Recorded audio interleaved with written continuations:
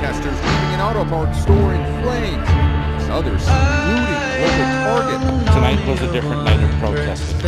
I feel like everything that's happening was supposed to happen. What do you mean? Everything's inevitable. This is how people are actually feeling. Then how I feel about it, this is the way I'm about to go in. No. But is everyone perfect? No. What I'm trying to say is, everyone feel like that. Everybody feel like that.